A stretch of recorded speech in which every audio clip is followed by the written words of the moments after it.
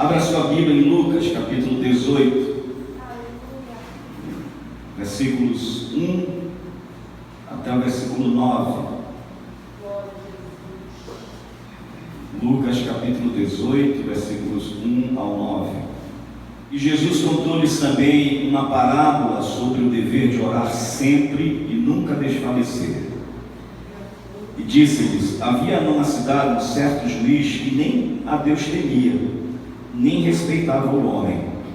Havia também naquela mesma cidade uma certa viúva que ia ter com ele, dizendo: faze-me justiça contra o meu adversário. Por algum tempo não quis atendê-la, mas depois disse consigo: ainda que não temo a Deus, nem respeito aos homens, todavia, como esta viúva me molesta, hei de fazer-lhe justiça, para que enfim não volte e me importune muito. E disse o Senhor: ouvi o que diz o injusto juiz, e Deus não fará justiça aos seus escolhidos, que clamam a Ele de dia e de noite, ainda que tardio para com eles? Digo-vos que depressa lhes fará justiça. Quando, porém, vier o Filho do Homem, porventura achará fé na terra? E diz também esta parábola a uns que confiavam em si mesmo, crendo que eram justos e desprezavam os outros. Aqui é só a abertura da próxima parábola, esse último versículo. Pai, em nome de Jesus, enche os nossos corações com a Tua palavra, que o Teu Espírito Santo ministre a nós nesta manhã de maneira poderosa, em nome de Jesus. Amém e amém. Bom, nós começamos na quinta-feira passada, do ano passado, a nossa jornada agora nas parábolas da Bíblia. E eu falei que as parábolas são figuras de linguagem, são estilo de aplicação de verdades eternas, baseadas em histórias do cotidiano. E à medida que a gente for avançando nas parábolas, eu vou explicando para vocês. Existem outras, como a símile, que são instrumentos utilizados e formas de se contar uma história. Quando a gente olha uma parábola, a gente precisa fazer algumas perguntas para ela, para a gente entender as parábolas. Primeiro, para quem essa parábola foi contada? Segundo, para quê? Qual o porquê desta palavra? Por que essa parábola foi contada? Qual é a moral da parábola?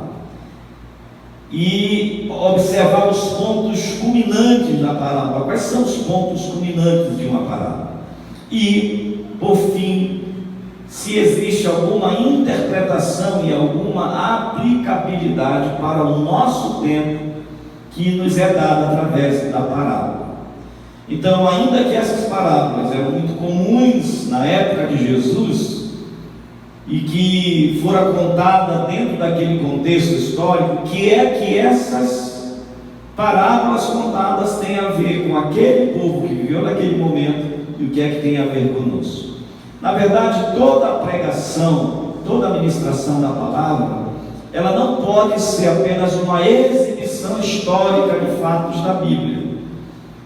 Ela não pode encerrar apenas em nós contarmos para vocês o que aconteceu lá.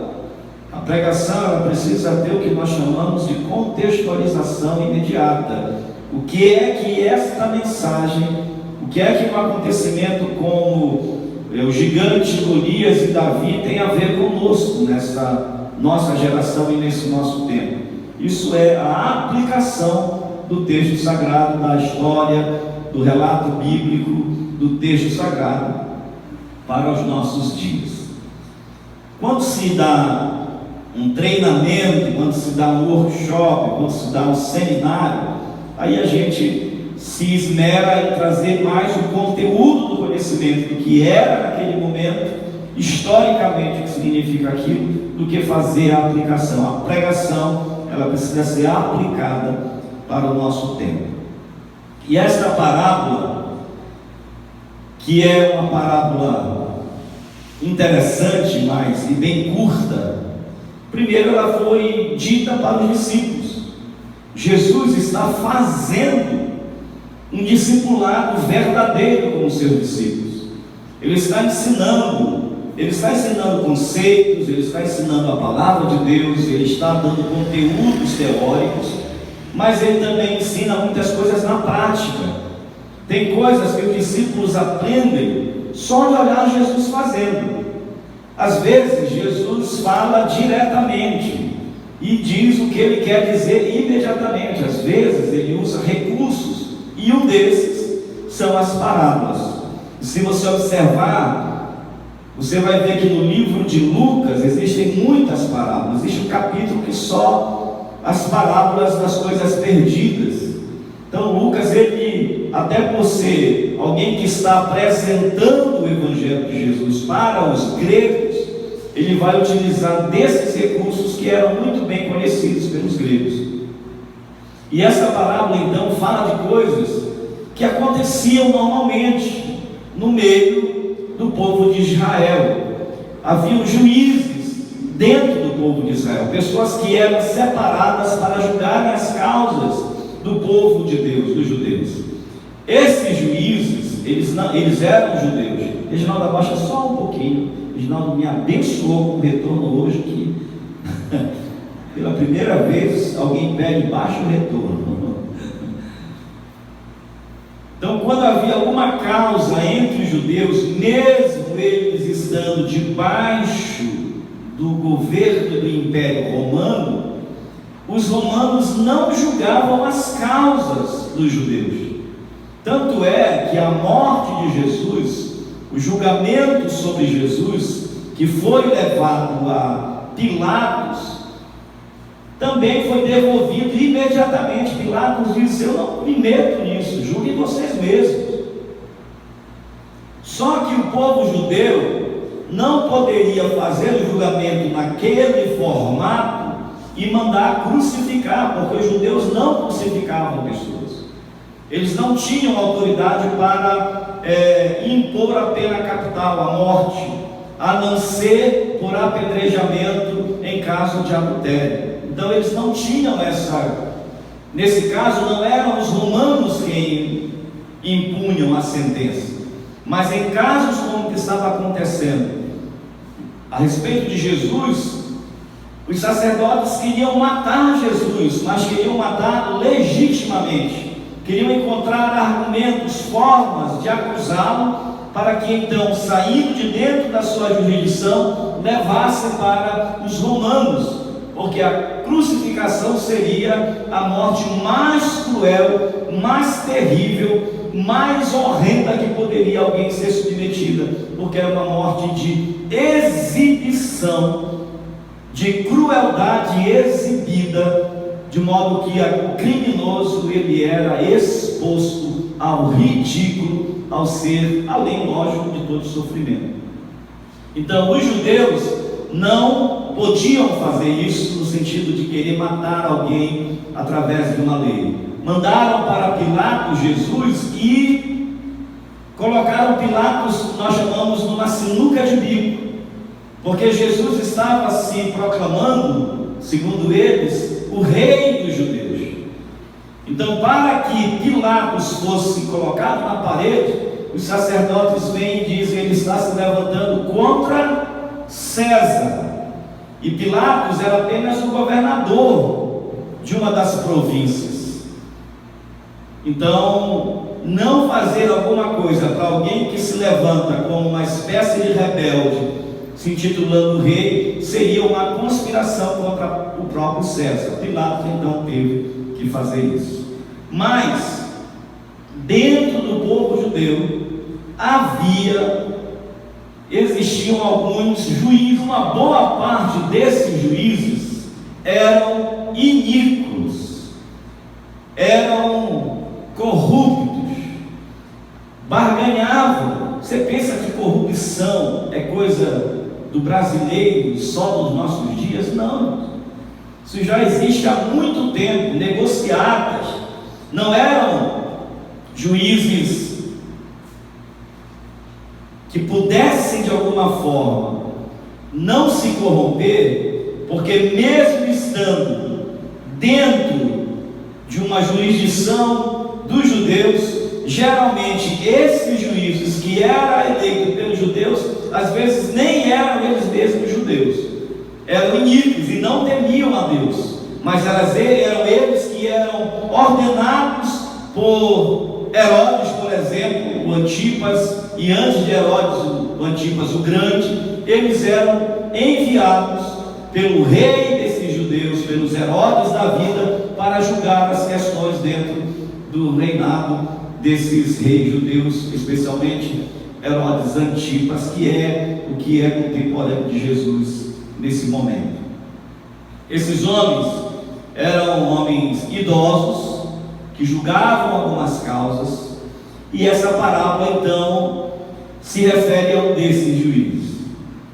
Havia sempre, segundo a história, 3 juízes: um eleito por aquele que demandava, pelo demandante, outro por aquele que era o demandado, e outro que era o oferecido, como se fosse um juiz público. E ali então era se apresentado a uma causa. Esta mulher, ela não tem como contratar um advogado, um juiz. Ela não tem como arranjar alguém para lutar por ela, para lutar a causa dela. Era uma mulher pobre, era uma mulher necessitada, que estava sendo molestada, estava sendo afrontada. Provavelmente alguém que queria roubar o pouco que ela tinha, porque as mulheres em si mesmas já eram muito rechaçadas, muito mal vista pelo povo judeu. Se você for observar, existe uma oração dos judeus que dizia que eles diziam: Senhor Criador dos céus e da terra, eu te dou graças, porque eu não nasci samaritano, eu não nasci cachorro e não nasci mulher. Viu? Era assim. Terrível, né? Mas era a cultura da época. Agora você imagina uma viúva. Se é uma viúva que continua viúva, provavelmente o marido dela não tinha um irmão que lhe assumisse. Então era viúva de fato, sem amparo. Deve ter ganhado ou ganho alguma coisa em algum momento, algum tipo de pensão, algum tipo de sustento, e que estava sendo tirado. Ela vai então levar a sua demanda para um juiz, que era um desses juízes iníquos. E sabe de uma coisa, queridos? Ela vai todo dia na porta de Deus. Ela perturba. Quando o texto sagrado diz que o juiz diz: olha, mesmo que eu não tema a Deus e nem respeite a homem algum, eu vou atender logo essa mulher, para que ela não me importune. Sabe qual é a tradução ao pé da letra disso? Ele está dizendo assim: eu vou logo atender esta mulher, para eu não sair nessa história com o olho roxo. Essa é a tradução, para eu não sair dessa história com o olho roxo. Ele tinha medo que aquela mulher chegasse num nível de insistência que ela partisse para a violência física. Esse é o sentido literal do texto. E ele então, depois de ser muito importunado, de tanta chateação todos os dias, ele resolve atender. Esta é a história, este é o pano de fundo, isto é o que acontecia, e esta é uma história que Jesus está contando para ensinar os discípulos algumas verdades. E por incrível que pareça, o que Jesus está ensinando é a respeito da oração. Parece estranho, porque quando a gente vê, aqui são 2 personagens principais. Você tem o juiz injusto, e você tem uma viúva. Se nós formos olhar essas figuras para fazer uma aplicação dela, a quem esse juiz representa? Nós diríamos a Deus. Mas como Jesus vai pegar um juiz injusto e fazer dele um protótipo, um arquétipo de Cristo, de Deus, que é justo? O que ele quer mais dizer é: o juiz representa todo aquele que de alguma forma pode atender a uma demanda. O juiz é aquele que tem poder de deliberar. O juiz é aquele que tem poder de absolver. É aquele que tem poder de condenar. É aquele que tem poder de impetrar uma liberdade ou uma condenação. É aquele que tem o poder de dar um ganho ou uma perda para alguém numa causa. Representa a autoridade daqueles que têm sobre alguém o poder de vida e de morte, de pobreza e de riqueza, de prisão e liberdade.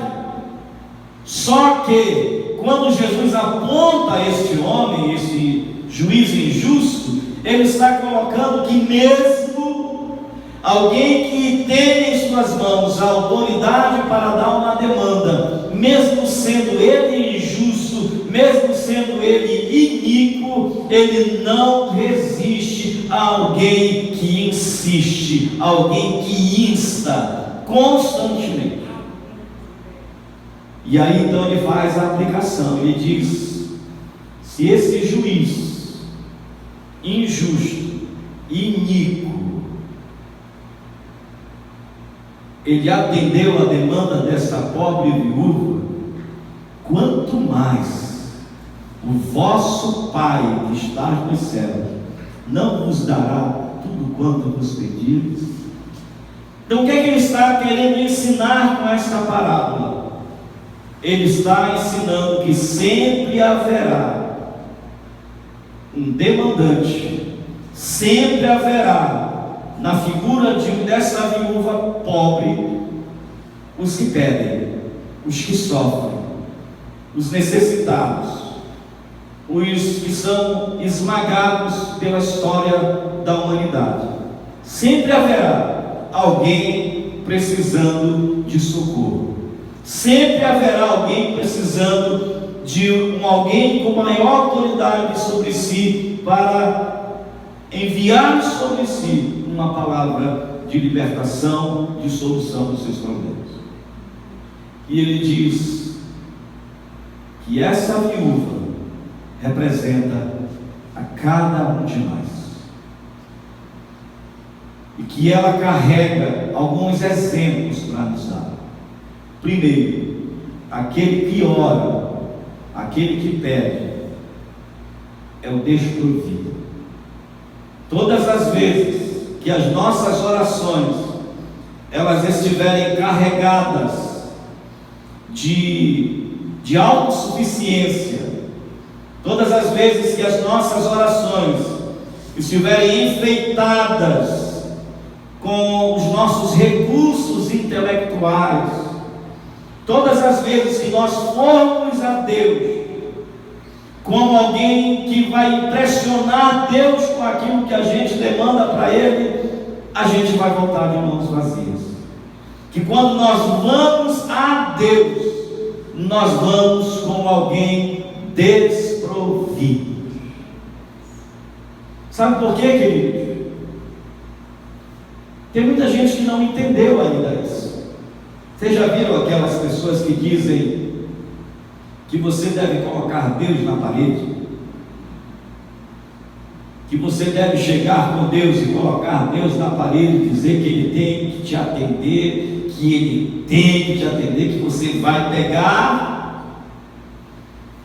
São esses ensinamentos que você vai pegar a Bíblia e você vai dizer porque na tua palavra está escrito, e você vai ensinar Deus a ser Deus.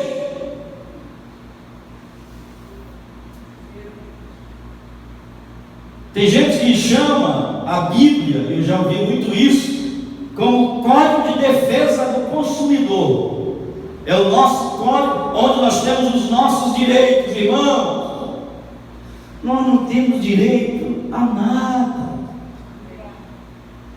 A nada.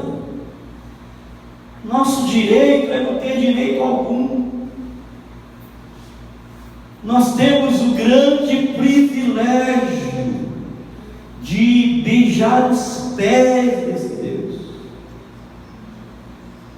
Então, ir a Deus é ir desprovido, é ir desarmado, é ir sem direitos, é ir despojado diante dele. Você vai ver isso na parábola seguinte, que é a parábola dos dois que sobem para orar, o publicano e o fariseu. A gente vai para Deus como essa viúva pobre, que insiste, que pede misericórdia.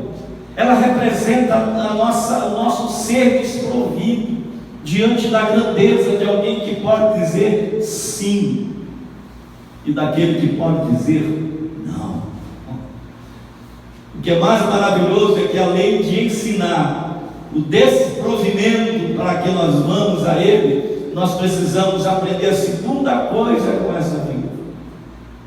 A gente tem que ir com a certeza de que Ele pode nos atender. Ele está dizendo que, mesmo sendo nós desprovidos, imerecedores, até o juiz iníquo responde: quanto mais o vosso Pai que está nos céus. Então, quando você vai a Ele, imerecido, a oração, meus queridos, é o momento da maior manifestação da graça de Deus. A gente tem coragem, e devemos ter sim, de orar pedindo coisas para Deus. Na verdade, nós deveríamos ir a Deus que fosse um Deus carrasco, duro, mau. Nós iríamos diante de Deus só para dizer: eu não mereço, eu não mereço, eu não mereço, eu mereço a morte, eu não mereço, miserável homem que sou. Era só assim.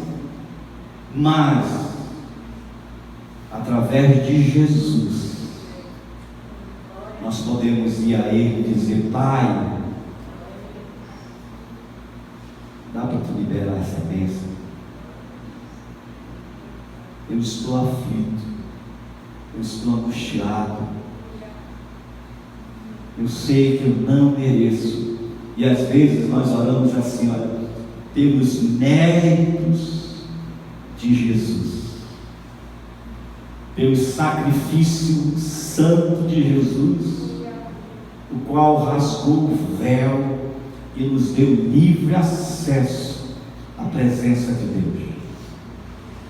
Então essa mulher me ensina que eu vou desprovido, mas eu vou reconhecendo que só Ele pode responder às minhas súplicas.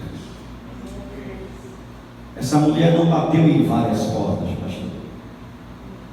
Ela não foi um dia na porta do juiz, outro dia na porta de um político, outro dia na porta do sacerdote, outro dia... Ele não fez isso. Ela fez foi insistir todos os dias. Ela me ensina então que o meu primeiro e único recurso é Deus. Às vezes a gente só se lembra de buscar a Deus, de procurar a Deus, depois que a gente já bateu em um monte de portas. Às vezes você manda o seu currículo para um monte de empresas, não é? Aí você recebe uma proposta de emprego. Aí você vai orar: Senhor, é tua vontade que eu vá para esse emprego? Estão me chamando. Senhor, claro que tu queres saber, tu já enviaste o currículo. Tem que perguntar antes de enviar o currículo. A gente faz as coisas e depois pergunta para Deus: Senhor, será se é a tua vontade? A gente já decidiu aqui dentro. A maioria de nós que pergunta para Deus qual é a vontade de Deus, a gente já decidiu. Mas sabe o que acontece? Nosso olhar é distorcido. Eu já ouvi muito isso. Dentro do set de terapia, como eu atendo muito, a maioria que eu atendo são os cristãos, a gente ouve muito isso das pessoas dizendo, não, porque Deus falou para mim. Mas como? Não, eu entrei, fiz alguma coisa assim, aí Deus me deu vários sinais. Às vezes não eram sinais, não, ela já estava decidida, a pessoa já estava decidida, e tudo que ela via era sinal. É como você dizer, Senhor, eu estou nessa porta de emprego, que se abriu é a tua vontade, aí você está com uma vontade de ir para lá, aceitar a proposta. Aí você olha para o céu, vê uma nuvem se formando, você vê uma porta aberta. Ah, Deus falou comigo. Você não consegue enxergar a porta trancada, só a porta aberta, porque a tua mente vai produzir sinais para você que você vai achar que é Deus.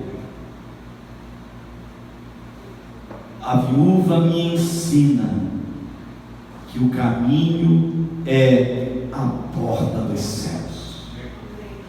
Todos os dias é Ele, é com Ele que eu falo. Ele pode me direcionar, Ele pode me orientar, me encaminhar para qualquer outro lugar, mas é para Ele que nós temos que ir, é para Ele que nós vamos. Essa mulher, ela estava tão desesperada pela solução do seu problema, que ela estava se descompensando na porta do juiz. Isso fica claro quando ele começa a temer violência dela. Ela está descompensada. Essa mulher representa os desesperados, irmãos. Existem momentos na vida da gente que nós estamos desesperados, que nós não sabemos como fazer, e aí sabe o que acontece? Nós somos levados a um estado de estresse muito grande, e a gente acaba descarregando nas pessoas. Se está estressado, se está desesperado, descarrega o teu desespero na porta do justo juiz. Para Ele você pode berrar, você pode chorar, você pode bater o pé, você pode gritar, porque aí você descarrega toda a sua carga de cortisol aos pés dele, e Ele vai soprar sobre você a suavidade da sua presença. Essa mulher me ensina, então, que mesmo quando a situação estiver no nível do desespero, que eu não posso deixar de ir na porta do meu Deus. Porque infelizmente a gente faz o contrário. Quando a gente está passando por uma luta, quando a gente está passando por um problema muito grave, quando a gente está num nível de sofrimento muito alto, às vezes a gente faz é se afastar de Deus. Aí sabe o que a gente faz? A gente fica questionando Deus. Por que isso? Por que isso? Por que comigo? Por que isso aconteceu comigo? Por quê? Tem que perguntar por quê. Tem que ir para a porta dele. Tem que gritar, se tiver que gritar, grita. Mas a gente sabe que a culpa não é dele. Nós não podemos desistir de ir à casa dele. Sempre lembrar que a oração é o caminho que só se configura como caminho de vitória quando Ele já tem as marcas nos nossos pés diariamente. Vocês lembram, o pastor Nazareno gosta muito da história dos homens que oravam. Eu não lembro qual é deles, não sei se eu lembro, que tinha as marcas no joelho, como era o nome dele? O John Wesley.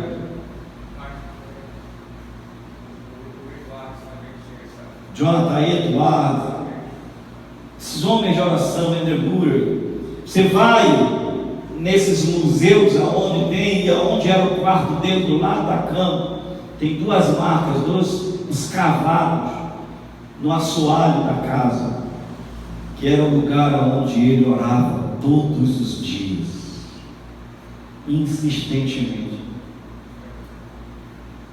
A nossa geração de crentes é uma geração de crentes que não ora. A gente não sabe mais nem dobrar joelhos. É uma geração de crentes que esqueceu o caminho da oração. A gente resolve agora as nossas causas através do WhatsApp.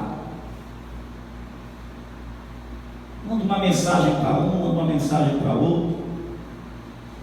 A tecnologia veio e nos roubou da presença de Deus. Vocês já imaginaram se a gente gastasse tanto tempo de joelhos dobrados como a gente gasta ao telefone, nas redes sociais? Já imaginou isso? Eu tenho uma vida muito ativa nas redes sociais. Muito, eu posto muito. Eu tenho um programa já. Agora, com a leitura da Bíblia que nós estamos fazendo com os adolescentes, já é a primeira coisa que eu faço antes de fazer o devocional do dia, é ler os textos. Mas a gente abandonou o quarto secreto. Existe uma cena do filme Quarto de Guerra, que é uma das cenas mais avassaladoras para mim, quando eu assisto. São duas cenas, mas a principal é essa, quando a mulher está vendendo a casa, que assistiu o filme, sabe, ela está vendendo a casa e entra os pastores que vão comprar a casa, e ele começa a andar, olhar para a casa, e aí ele entra no quarto. E aí ele sente que aquele lugar é diferente. E ele diz assim: alguém orou aqui. Esse é o lugar que alguém orava aqui. Qual é o lugar da tua casa que quando uma pessoa chegar lá vai dizer: alguém orava aqui? Qual é? Qual foi a última vez que você passou mais de meia hora orando na presença de Deus, insistindo?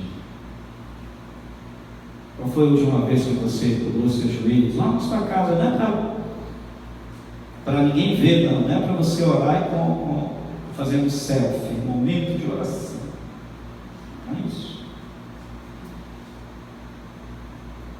Para você estar na porta do seu justo juiz.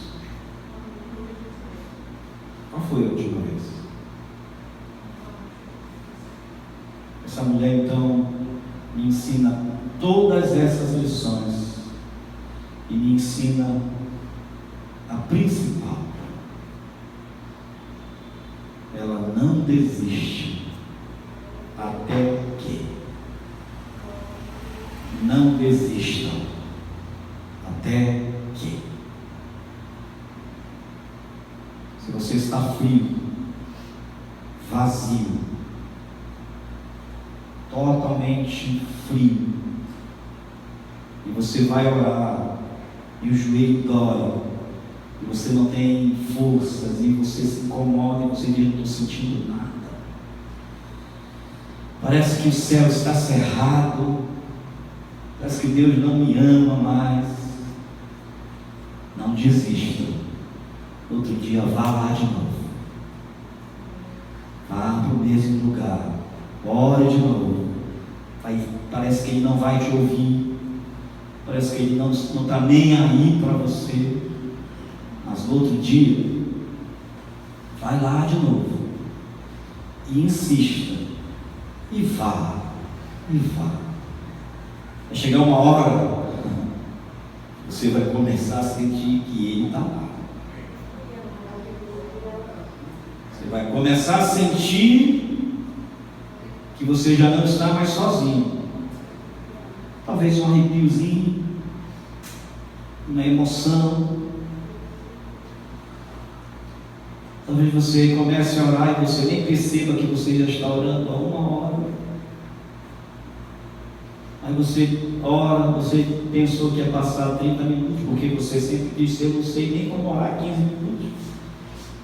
Daqui a pouco você é envolvido por uma ambiência celestial e você começa a orar, você nem percebe, quando você se levanta, você já orou 1h30, 2 horas.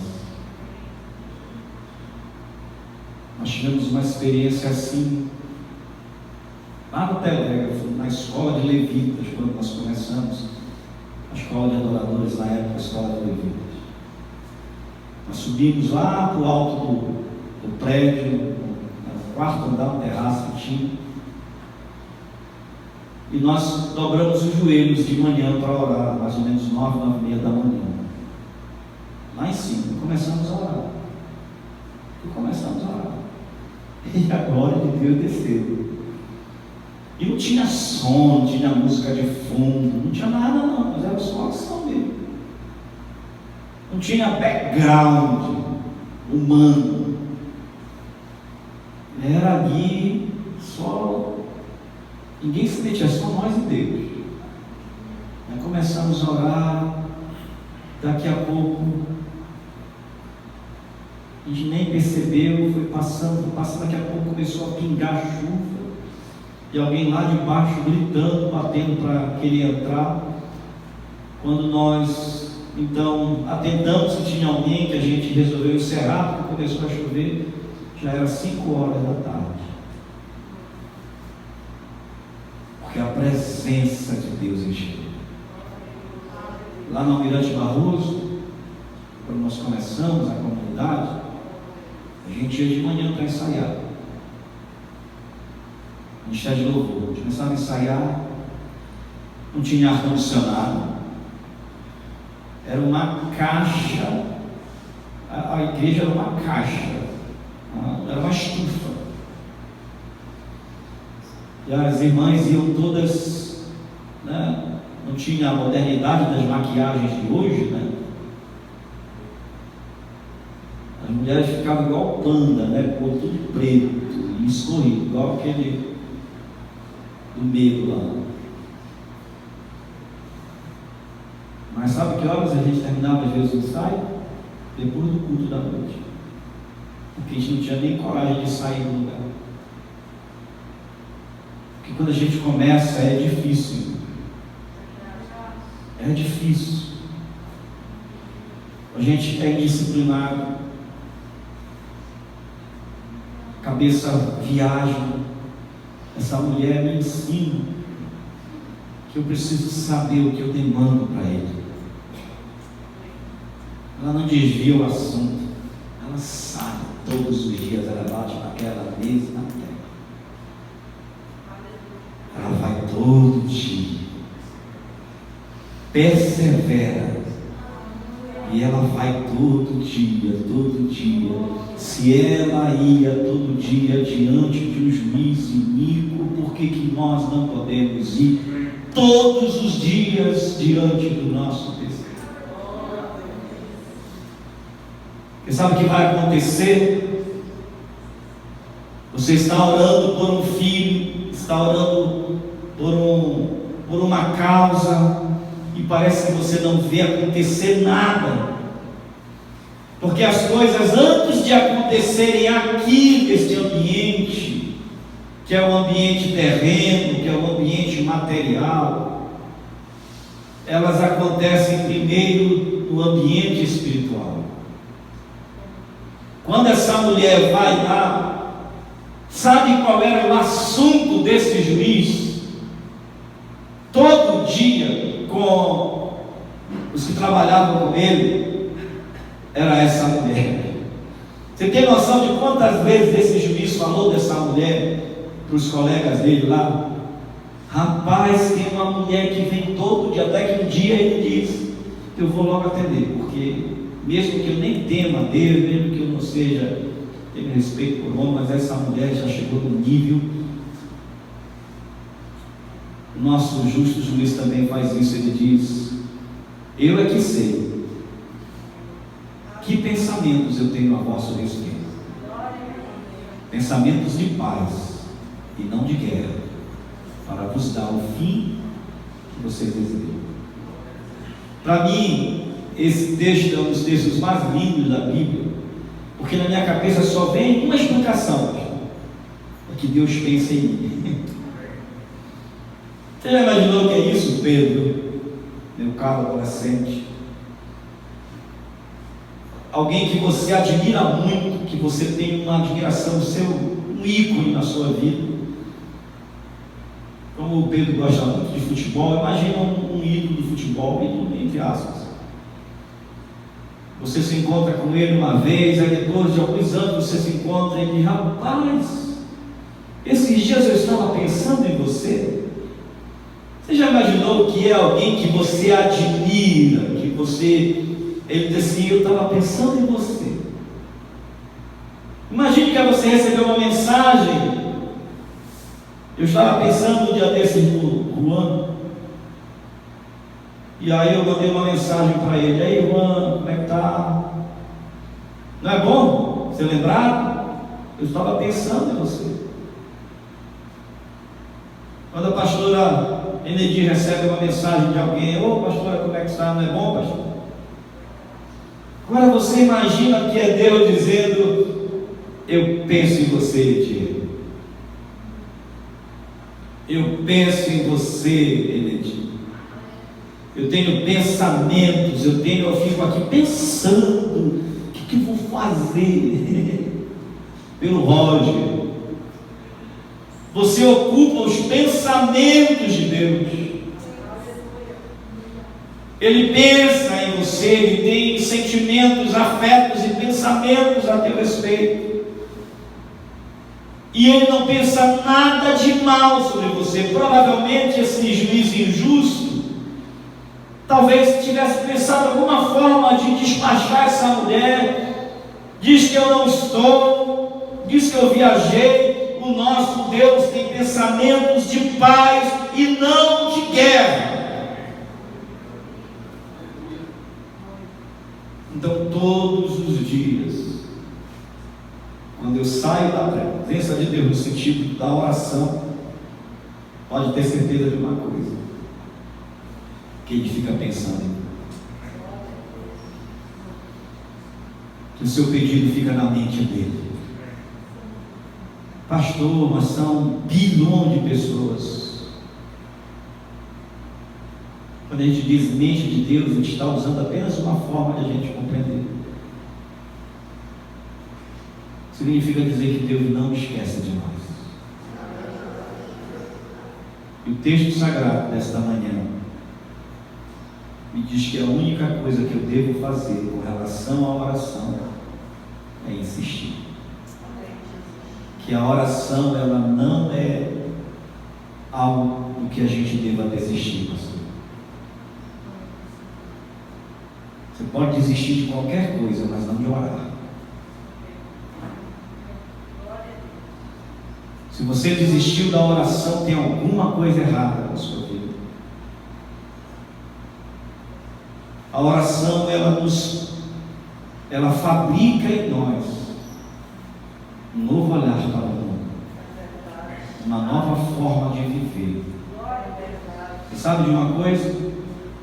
Às vezes você nem percebe que Ele já respondeu, porque quando você insiste na oração, chega um momento que você já não está mais olhando para a resposta de Deus, mas você está olhando para Deus. Há momentos que nem importa mais se Ele fez ou não fez, o que importa é estar com Ele. Você sabe aquele filho que você convida para ir no shopping, você vai comprar um presente, você diz: eu vou comprar. esse presente que você me pediu tanto. Aí o filho vai, aí o pai compra o presente, aí daqui a pouco o filho começa a perceber que melhor do que o presente é a presença. Ele até esquece do presente, ele fica aqui conversando com o pai compra sorvete, os dois ficam conversando e passeia. Melhor do que o presente passa a ser a presença. É a oração que nos ensina isso. A gente vai pelos presentes, pelas demandas, pelas necessidades, a gente pensa que é isso, mas o nosso espírito, que ele mais quer é a presença. A oração nos ensina, portanto, que melhor do que os seus presentes é a sua presença. Pode ser,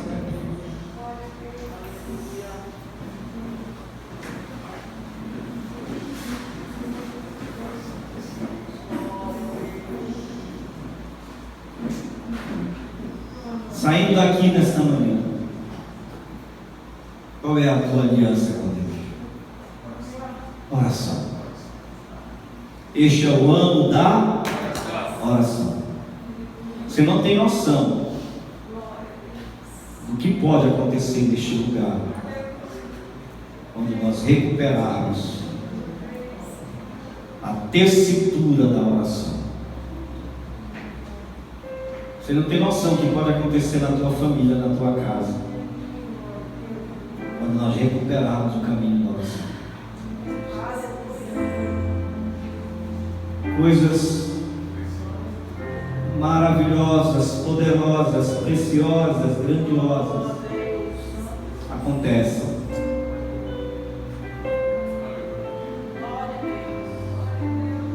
E acontecem primeiramente em nós mesmos. Você deve orar sem fé? Deve.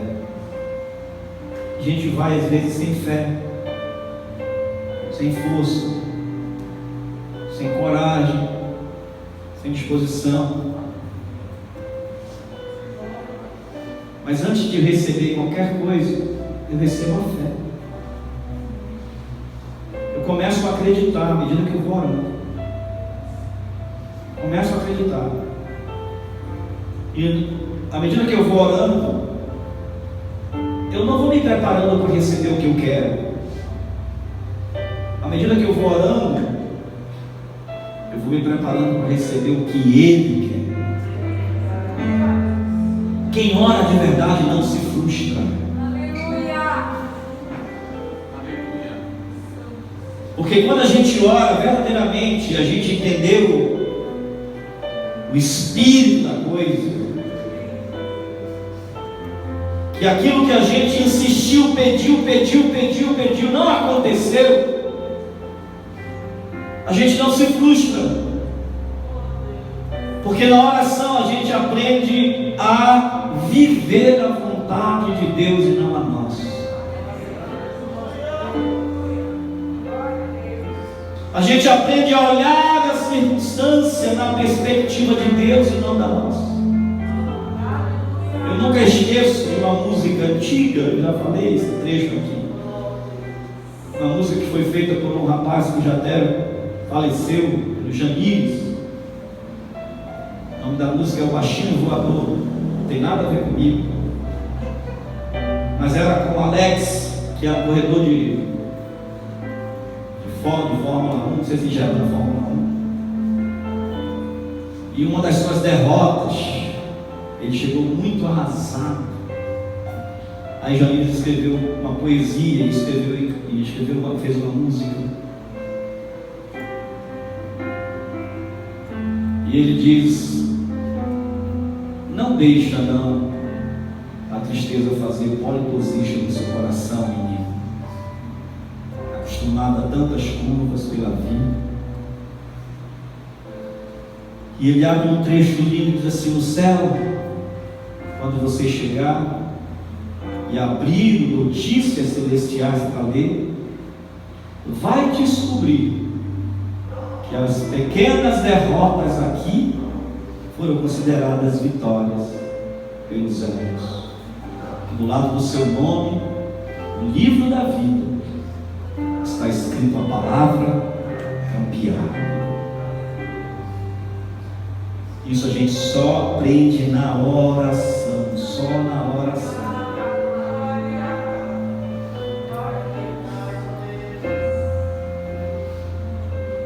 A gente recebe uma outra forma de viver. Ó, como Deus deseja a nossa frequência no lugar da oração. Feche os seus olhos.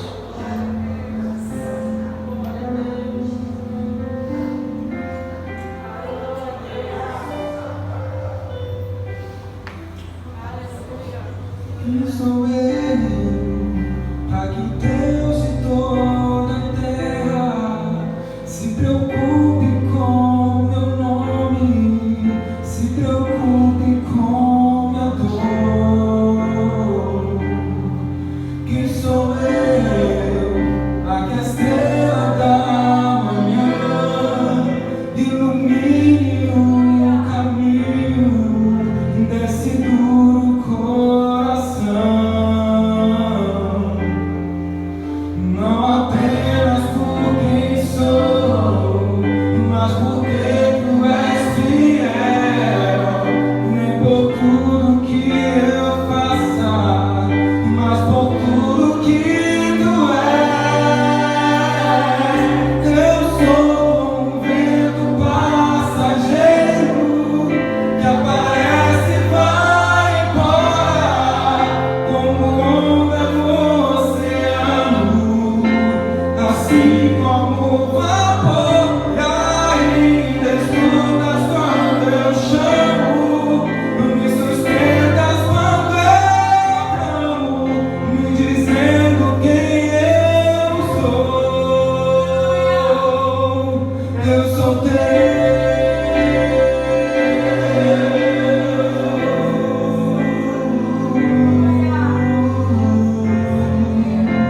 Não deixa não a tristeza fazer pole position no seu coração, menino. Acostumado a tantas curvas pela vida, o sol há de brilhar depois de cada tempestade. Você encontrará pistas coloridas no arco-íris para você correr no seu carrinho em esperança. Mas não esqueça não, o único pódio que Jesus subiu foi aquela cruz, cercado por ladrões em vez de campeões. E daquela vitória, em lugar de champanhe para comemorar, derramou seu sangue para nos salvar. Porém, lá no céu, quando você chegar e abrir Notícias Celestiais para ler, vai descobrir que as derrotas aqui foram consideradas vitórias pelos anjos. Que do lado do seu nome, o livro da vida, está escrita a palavra campeão. Querido Pai,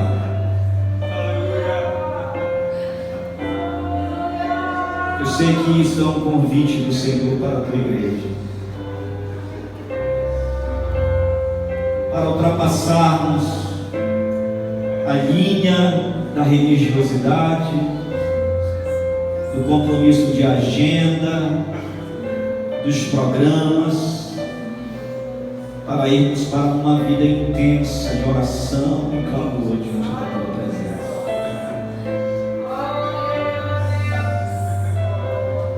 Para sairmos do clube dos frequentadores do templo,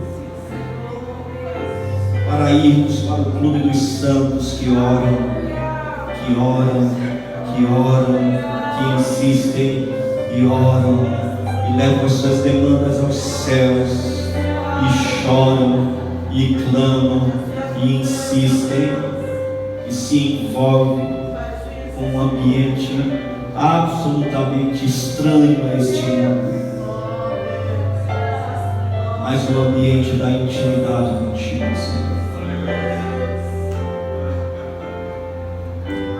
Levanta homens e mulheres desejosos de orar, Senhor. Ensina-nos a orar, Senhor. Ensina-nos a clamar verdadeiramente. a entrar para o ambiente da oração, sem as amarras da religiosidade,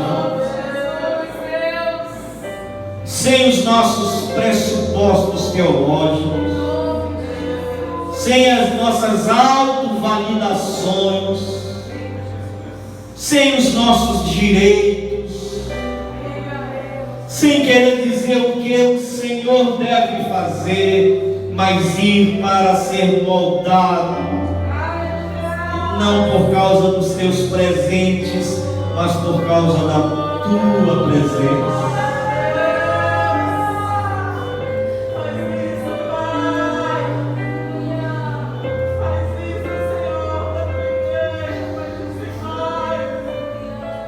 Ensina-nos a separar o tempo do nosso dia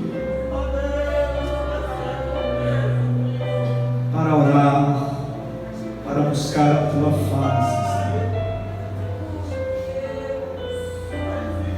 porque aqueles que investem tempo na oração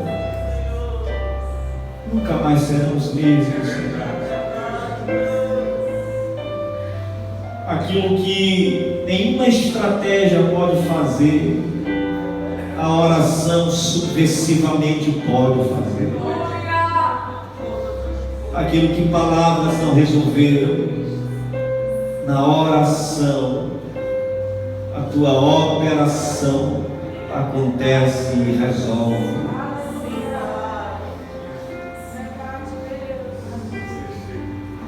Levanta mulheres, esposas que orem pelos seus maridos, maridos sacerdotes que orem pelas suas esposas e filhos.